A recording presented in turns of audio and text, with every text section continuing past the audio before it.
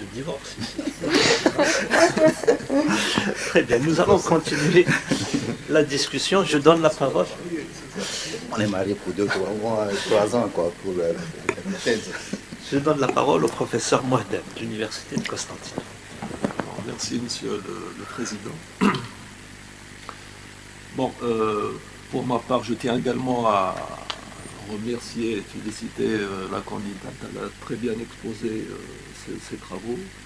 Les résultats obtenus sont très intéressants et ont fait l'objet de plusieurs publications dans des revues de renommée.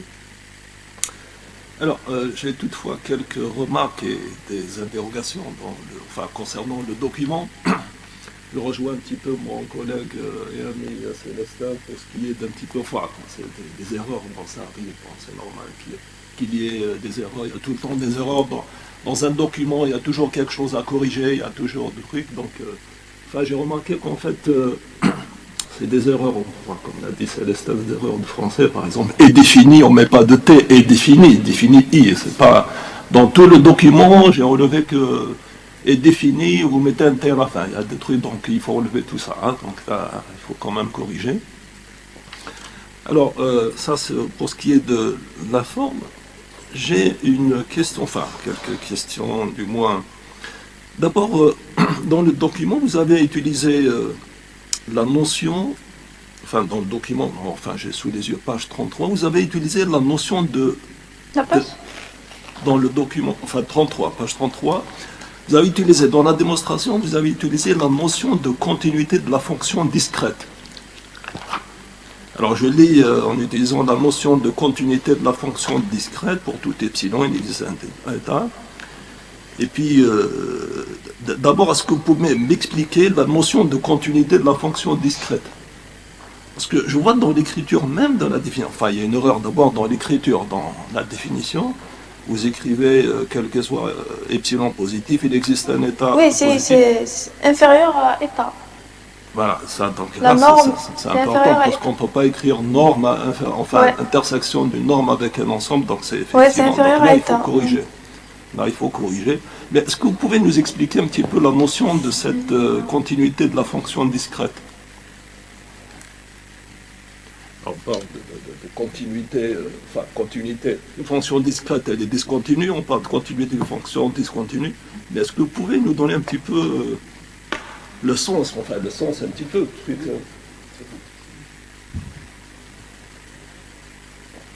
vois que vous l'avez écrit, vous l'avez écrit explicitement, la notion de continuité de la fonction discrète. Ouais. Il y a un petit peu une sorte d'ambiguïté, un petit peu dans cette notion de...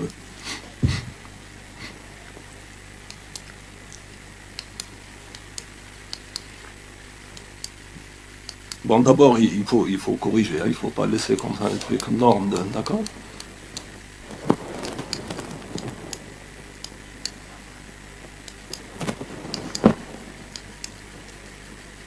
Bon, quel que soit donc epsilon positif, il existe un état positif tel que norme. Alors, le norme, donc c'est l'ensemble des x tel que x norme inférieur à état, inférieur, donc l'intersection avec tout ça, donc il faut corriger, mettre l'intersection, et puis d'un ensemble avec un ensemble, bien sûr, on ne peut pas laisser comme ça, d'accord?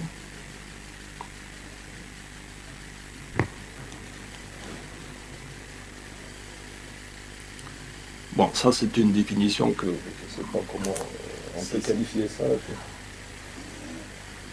Oui, je pense que c'est une façon de prolonger la notion de continuité dans le cas classique, dans le cas des réels, au cas discret, mais c'est pour dire que les points qui se suivent n'explosent pas, que le prochain ou celui qui est à côté, il n'y a pas un grand écart. En fait, c'est l'idée, c'est quand je passe de x à x plus 1 ou à son voisin, il ne faut pas qu'il y ait un grand écart ou que ça explose. Il faut que, si on fait les bâtons, puisque les discrets, il n'y a pas de continu, mais on représente les bâtons, il faut que les bâtons se suivent comme ça à une certaine forme où il n'y a pas trop d'explosion entre les points successifs. Il n'y a pas trop d'écart. En fait, c'est cette notion. Et voilà, voilà, la définition, c'est ça. Mais le mot, il est maladroitement présenté, quoi. Voilà, voilà. Voilà. C'est une bonne remarque et ça mérite d'être signalé. Merci. J'ai une autre question concernant le choix des noyaux associés. Donc vous utilisez les noyaux associés discrets, multivariés, binomial produit et Dirac uniforme discret. Bon, la question qui revient tout le temps, c'est justement, c'est pourquoi le choix de ces lois a priori, je ne sais pas si... pourquoi c'est le choix de ces lois, pas d'autres noyaux par exemple? Pourquoi le choix de noyaux de bêta et de lois uniformes? Vous parlez des noyaux ou des lois a priori? J'ai pas compris. Enfin, il y a des lois a priori, puis les lois, il y a des lois, comment dire, il y a des lois associées, des noyaux associés. Oui. Alors, vous utilisez les noyaux associés, les lois binomiales, produits, et puis les lois, Dirac uniforme, avec comme loi a priori bêta. Bon, d'une part, il y a la question pourquoi le choix des noyaux, donc de binomial, et deuxièmement, pourquoi le choix de loi a priori bêta, et vous prenez en général bêta et la loi gamma. Ouais. Alors ça, c'est peut-être que... Donc, concernant le choix du noyau, donc ici, comme j'ai dit, le choix du noyau, ça ne pose pas problème. L'essentiel est que le support de ce noyau englobe le support des données qu'on veut estimer. Donc ici, on estime des données de comptage, donc le noyau approprié, c'est le binomial. Et concernant les lois a priori, donc il faut on regarde d'abord le paramètre de l'essage. Donc ce paramètre, donc dans le cas du binomial, il se balade dans le support 0,1. Donc le bêta, c'est le candidat. La même chose dans le cas de Dirac discret uniforme. Donc le H ici il est de support 0,1. Donc on choisit loi a priori bêta. Alors, pour les lois a priori, vous prenez les lois bêta et la loi gamma. Oui, gamma dans le cas du poisson, parce que le H dans le cas du poisson, il est positif. C'est ça, oui. Effectivement, c'est positif. Ça peut varier jusqu'à l'infini, donc c'est pour ça que vous prenez effectivement les lois de poisson. Et, la loi gamma plutôt. Hein, donc, mais pour les choix des paramètres de ces lois a priori, est-ce que ça pose pas des problèmes là, pour le choix des paramètres? Parce qu'il faut, une loi bêta, il faut connaître ces paramètres. Mais comment vous les choisissez et comment vous choisissez les paramètres de ces... En fait, dans notre cas, on a fait une analyse de sensitivité pour choisir ces paramètres. Vous ne pensez pas que c'est une méthode un petit peu empirique? Non, c'est pas ça. En fait, ici, on a fait que des simulations, mais d'après les travaux de Zugabe et Hall, ils ont démontré que pour des petites valeurs de alpha et bêta choisi infiniment grand, l'estimateur bayésien converge vers 0. C'est ça. Parce que là, effectivement, c'est vrai que le problème de l'approche bayésienne, c'est vrai qu'il faut choisir, la loi a priori, donc on a besoin de connaître les paramètres, effectivement, pour écrire.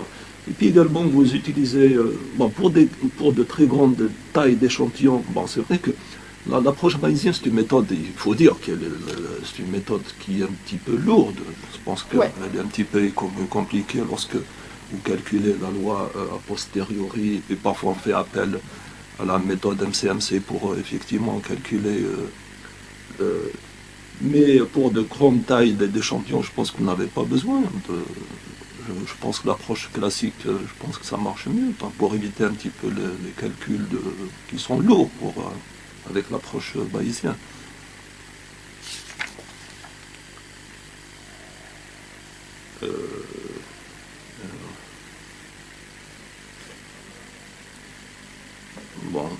C'est ça, c'est ce que j'avais préconisé. Mon camarade Célestin un petit peu dit ce que j'allais dire. Voilà, je vous remercie d'accord, je vous remercie.